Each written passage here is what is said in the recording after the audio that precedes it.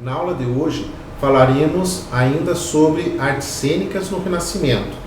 Vamos reforçar algumas características da comédia dell'arte e do teatro elisabetano.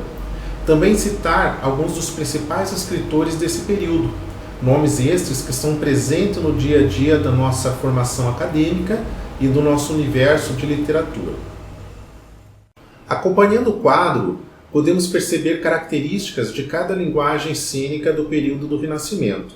A comédia dell'arte é um teatro popular, baseado na improvisação, textos livres de temas do dia a dia, era realizado ao ar livre, em espaços públicos, era itinerante, estava sempre mudando de lugar, de cidade para cidade, tinha um propósito específico de comédia, era o humor, e mantinha personagens característicos como a Colombina, Pierrot, Arlequim e Pantaleão, que estão presentes na cultura artística teatral até nossos dias.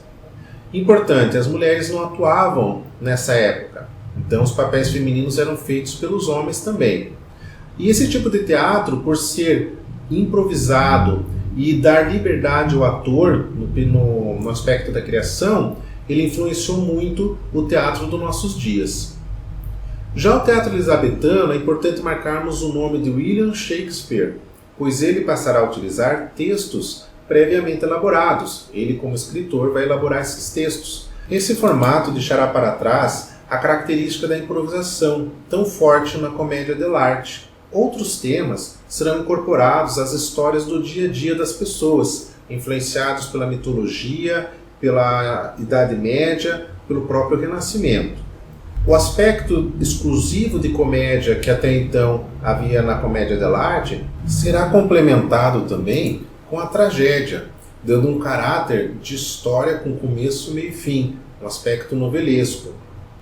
As mulheres continuavam não atuando também nessa linguagem teatral ainda. Ainda em relação ao espaço físico, ganhou uma construção específica para encenações, que é diferente do aspecto itinerante da comédia dell'arte. Também teve outros desdobramentos, como a cobrança de ingresso, trazendo esse caráter comercial à arte, ao teatro.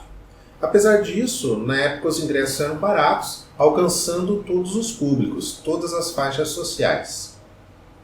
Reforçando com as imagens, podemos perceber abaixo o início do teatro no Renascimento com a comédia dell'arte e mais acima essa sofisticação de espaço físico, organização e público nessa nova fase chamada teatro elisabetano.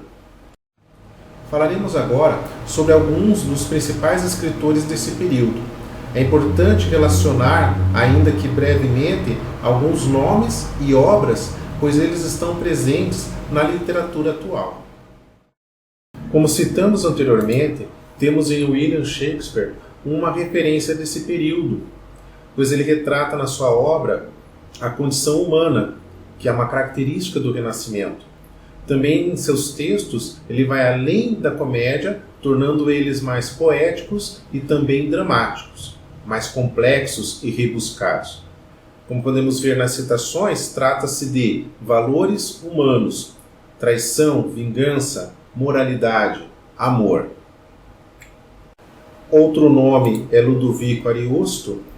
Aqui nós percebemos a característica renascentista, ridicularizando a nobreza feudal, ou seja, o período medieval, e valorizando então o humanismo, os valores renascentistas.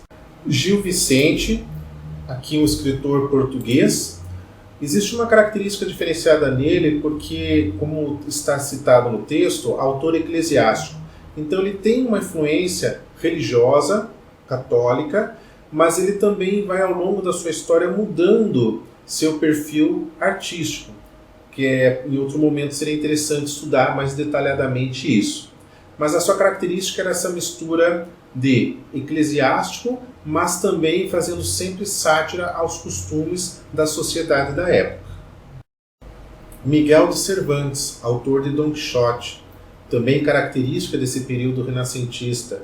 O seu enredo é um personagem, um ser humano, que enlouquece e sai em busca de aventuras, confundindo realismo, realidade e fantasia.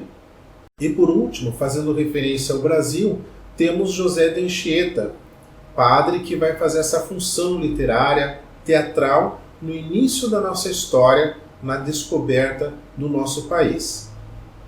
É importante, nesse caso, lembrarmos que, enquanto a Europa vive o auge do Renascimento, o Brasil está sendo descoberto.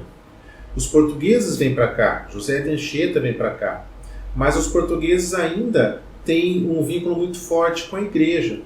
Então nós temos aqui, nesse período paralelo ao Renascimento Europeu, um padre, um escritor, que tem essa noção do Renascimento, porém a influência religiosa.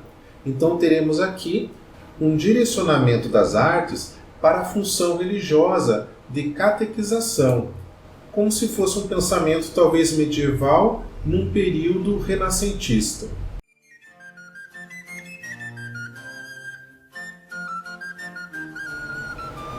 Na próxima aula faremos a correção dessas atividades e seus comentários. Bom estudo para vocês!